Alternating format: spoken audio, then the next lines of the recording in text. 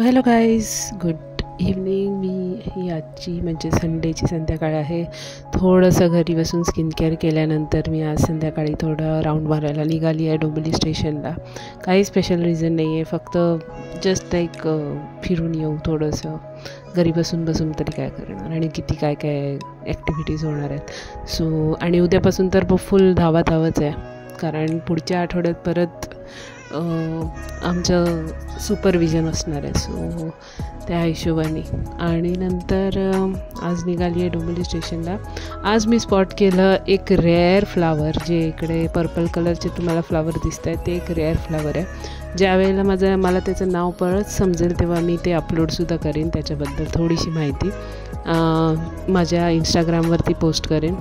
आणि ॲक्च्युली मी असंच आज सगळं एक्सप्लोअर करत होती, चालत बघायला की कुठे काही अजून चांगलं भेटतं आहे का, दिसतं आहे का, काय चालू आहे. ॲज युज्युअल जसं माझी सवय आहे, मी नेहमी बघत असते की काय चेंजेस झाले आहेत किंवा कोण आलं आहे का, नवीन काय शॉप ओपन झाले आहेत का. सो तेच एक्सप्लोअर करायला मी आजसुद्धा निघाली होती. प्लस आणि संध्याकाळचा टाईम असेल तर थोडंसं मंदिराच्या इकडे पण जाऊन आली की चांगले पॉझिटिव्ह वाईब्स मिळतील. सो मंदिराकडे पण गेलेली, पण मंदिराच्या आत नाही गेली. आणि हे थोडंसं माझं ना एक क्रेज आहे, म्हणजे जिकडे कुठे असे दिसतात ना, मला ॲटलिस्ट एक्सप्लोअर करायचं असतं की हे काय आहे, म्हणजे कुठले नवीन पॅटर्न्स आले आहेत, काय चालू आहे. सो हे थोडंसं इयरिंग्सचं विंडो शॉपिंग माझ्याकडून चालू होतं. आणि इथे स्कर्ट्स मला खूप आवडले, ते थोडे मी शूट केले. आणि कलर्स किती मस्त आलेत आता. आणि ॲक्च्युली जसं आपलं सीझन चेंज होतो तसे मार्केटमध्ये कलर्स चेंज होतात. म्हणजे सपोज आता हे आहे, आणि ही एस्पेशली मला खूप आवडते. सिल्की स्मूथ असतात ना, ते खूप आवडतात. म्हणजे ते हॅसल फ्री, काय म्हणतात त्याला इस्त्री नाही लागत, नाही काय नाही लागत. जसं घडी करून ठेवाल तसं राहतात. फक्त एवढंच आहे की ते सुळसुळीत खूप असतात, सो खूप जपून ठेवायला लागतं. बाकी काय नाही. बाकी ते कॉटनसारखं त्याला नखरे नसतात की ते इस्त्री करूनच ठेवले पाहिजे, व्यवस्थितच राहिले पाहिजे. सो मला ते तसे काइंड ऑफ फॅब्रिक्स खूप आवडतात जे असे असतात.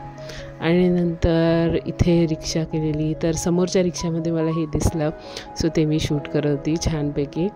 आणि नाही अजून काही विचार असं काही नाही आहे, बट जे व्यवस्थित चांगलं दिसत होतं. आणि इकडे एक ॲक्च्युली शाळा, I think Naveen branch open झाली आहे का काहीतरी. सो ते मी बघत होती की कुठली शाळा आहे. तो CBSE ब्लॉसम आमच्याकडे आधीपासून होती. अजून एक दुसरी शाळा आहे मागच्या बाजूला, तिकडे काहीतरी कार्यक्रम होता. सो तो मी बघत होती तिकडे काय कार्यक्रम आहे शाळेच्या जवळ. आणि येस, हे रिक्षाचा सफर. आणि माझ्या एका कानातल्याचा एकच भाऊ राहिला आहे, दुसरा भाऊ हरवला आहे. भाऊ म्हणजे जोडी. सो एक जोडी हरवली आहे. सो ते एक मी घेऊन फिरवती बाय चान्स, एनी चान्स, काय मिळालं त्याचा भाऊ, जुळा भाऊ मिळाला तर ठीक आहे. आणि नंतर मी निघाली होती घरी जाण्यासाठी, कारण ऑलमोस्ट 7:30 झालेले, सगळा फेरफटका मारून. सो या, I am going home, back to pavilion. उद्या परत जायचं आहे, परत कॉलेज आहे.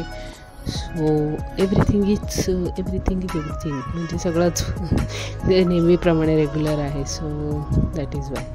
आणि हे थोडंसं आमचं ठाकुर्ली साईडचा थोडा रस्ता तुम्हाला दाखवते जाता.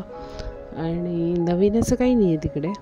त्यांनी कुठून घेऊन गेले माहिती. ते फर्स्ट तर त्यांनी रेल्वेच्या साईडनी नेलं, त्याच्यानंतर दुसऱ्या एका आतल्या गल्लीतून नेलं, कारण मध्ये नाही आहे. थोडीशी शाईन किंवा ग्लो जर दिसत असेल तो that is because of Miniso.